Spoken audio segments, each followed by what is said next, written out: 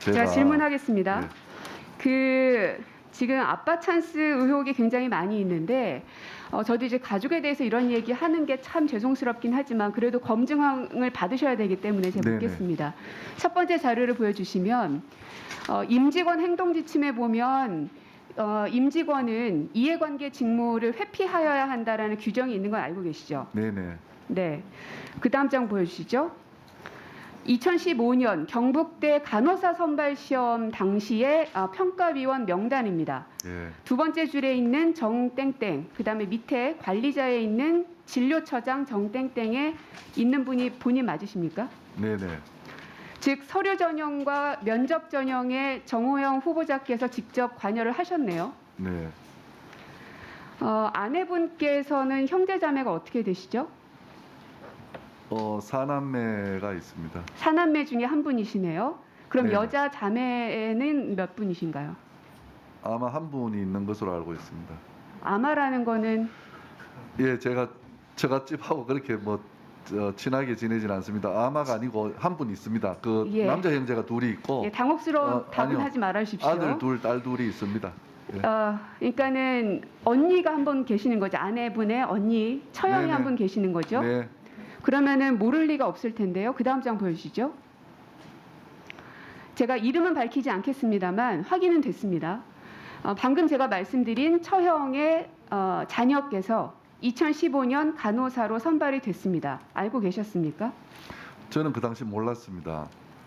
왜 그러냐 하면은 저희들 아시다시피 간호사가 워낙 자, 후보자님, 예. 본인은 알고 있지 못했다라는 답을 저희가 어떻게 믿겠습니까? 간호사 그냥 방금도 제가 그 아내분의 형제자매 어떻게 됩니까? 물었더니 아마 한 명일 겁니다. 이런 식으로 답변을 하셨는데 그러면 그때 당시에는 잘 몰랐는데 이제 와서 알게 됐다라는 말을 세상천지 누가 믿을 수 있겠냐는 겁니다. 예, 저희가 납득할 수 있을 만한 근거를 제공하시지 않으면 이것 또한 아빠 찬스에 이어서 이모부 찬스를 이용했다라고 밖에는 볼 수 없다는 부분을 말씀드리고요.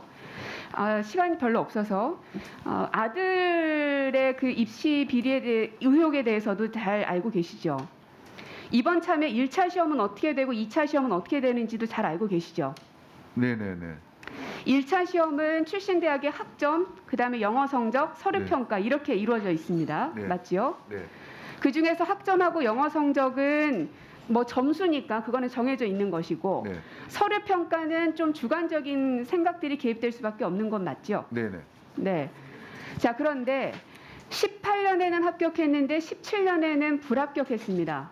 그럼 이제 검증하는 사람 입장에선 왜 17년엔 불합격했고 왜 18년에 합격했는지를 봐야 됩니다. 네. 자료를 보시면 학점하고 영어 성적은 이미 16년도 당시의 점수입니다. 즉 네. 스펙은 17, 18년 동일한 점수입니다. 네. 그리고 서류 평가에 들어가는 봉사활동과 논문, 장학금 등도 역시 17, 18년이 동일합니다. 네. 달라진 거라고는 자기기술서밖에는 없습니다. 네.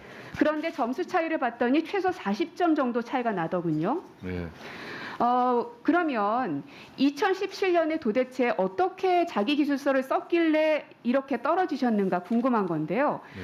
그 자기기술서 내용이 뭐냐면요. 본인이 가장 힘들었던 경험을 쓰시오. 최근 3년간 읽었던 책 중에서 두 권의 책을 이유를 쓰시오. 이게 자기기술서 내용이거든요.